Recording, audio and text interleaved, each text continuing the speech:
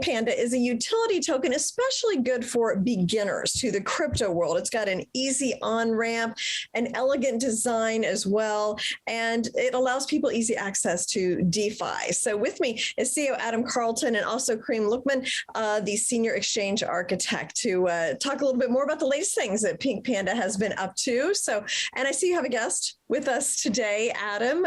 Can you introduce for us Kareem and kind of tell us a little bit about Kareem, and then Kareem, you can talk about what attracted you to Pink Panda.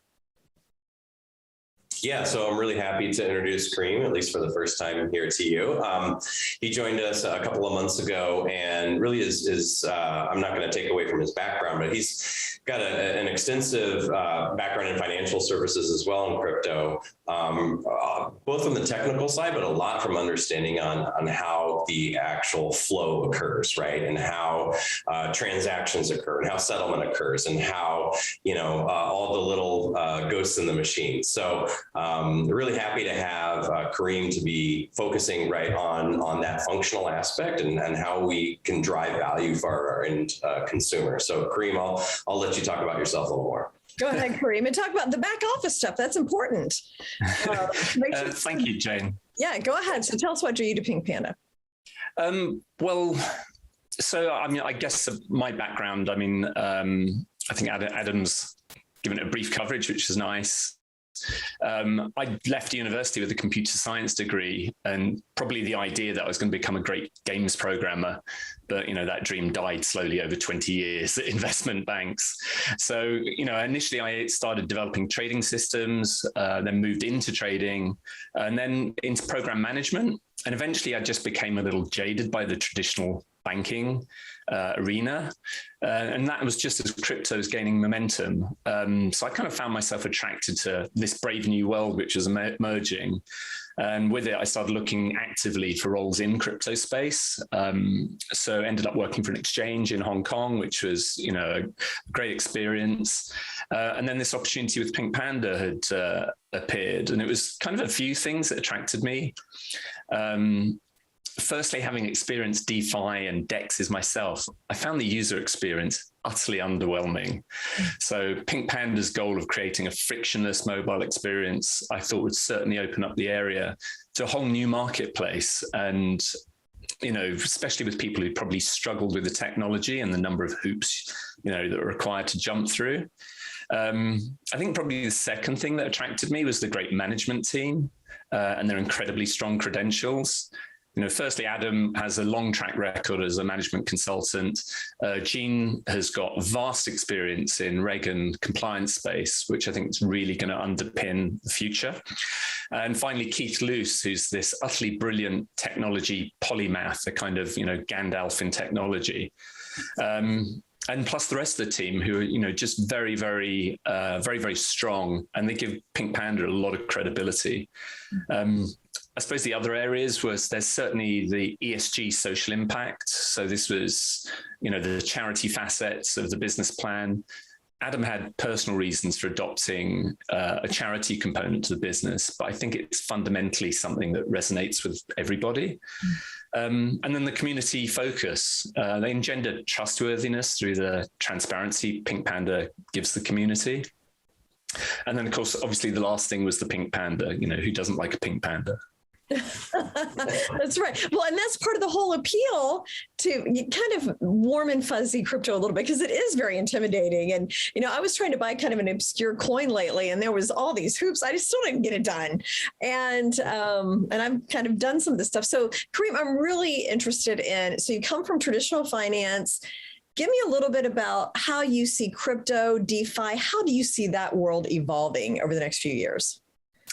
Well, I think there's probably a few things. For a start, regulation is going to embrace crypto. There's been a number of bad actors in the marketplace, as well as some kind of naive players, I guess. And as such, the industry starts getting regulatory oversight. It will cause everyone to become more compliant and probably a safer playing field. And ultimately at Pink Panda, we see regulation, despite the additional burden that it's going to impose, as an opportunity, and it creates trust in the people who will deal with us and who currently may be sitting on the sidelines, and it removes uncertainty and it helps legitimize the broader industry. I think the other areas in the future, I mean, DEXs are kind of entering their 2.0 phases of development. DeFi is expanding at an astounding rate. And then, of course, NFTs. And I don't pretend to be an art critic, but they are obviously used in the art world already, but also in gaming to reward players, which helps kind of create a symbiotic relationship between the players and the developers. But mortgages and fractional ownership, and of course the metaverse, where they can bridge the gap to physical world, as well as building blocks for the world's assets itself. It's a new and exciting space. It absolutely is. And we just wrapped up NFT.nyc a couple of weeks ago. Huge amount of interest in this space. There was a waiting list of 3,000 people to go to that conference. So Adam, tell me a little bit about what Pink Panda is doing with NFTs. Well, I think clearly, right, at some point we will incorporate NFTs into our wallet, almost from a table stakes perspective, is that you have to be able to send and receive and display your NFTs, and especially, very popular in crypto are, right, the JPEG-based ones. Everyone wants their own unique image and thing like that.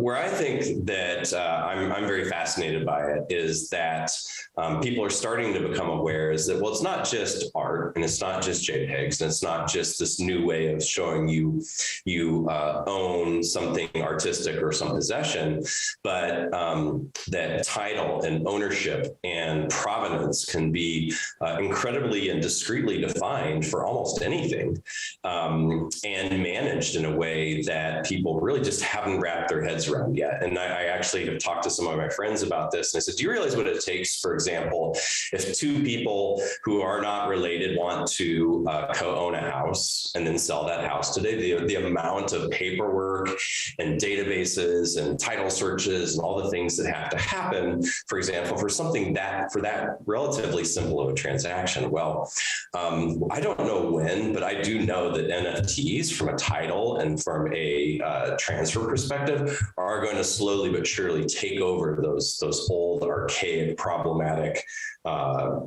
ways of doing business, right? And I've spent my entire career trying to find ways to, find better utility through technology. And I think that we're just scratching the surface on that. And then the one area that's absolutely fascinating to me, and I hope we can talk more about this, and the next time we talk is we're pretty deep in conversations with an NFT metaverse partner. So more to come on that, but I'm really fascinated with where that's going and the gamifications of NFTs and taking real world possibilities and simulating them online. Yeah, no, it's super exciting. And the whole economy of the metaverse is starting to kind of see how it could work. So, all right. So if you both want to chime in on this, I mean, just what you're working on, or Adam, if you want to take over this, what your team is working on in terms of the digital friendly wallet and where you are with that.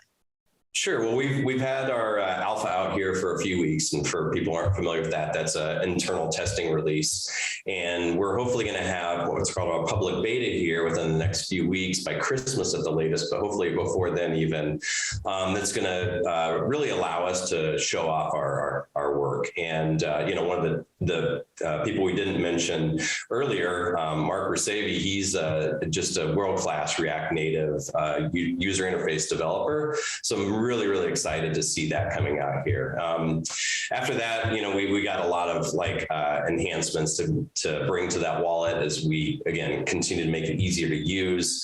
And then we start looking to the first quarter next year where, okay, how are we going to start now creating that deeper access into DeFi? What partnerships are we going to be forming? We've got, a lot of things in the works right now. Keith and Kareem and I and others talk pretty continuously about this constantly changing and adapting market. So we've got a lot coming. We're super excited. Yeah. Kareem, anything to add to that? I think you've crossed off everything on the list. All right. Well, I look forward to our next conversation, probably in the first quarter. Maybe we can get an update on the wallet, a little bit more about the metaverse. So that should be really exciting. Thank you so much, Adam and Kareem, for joining me today. Thanks for having me. Thank you.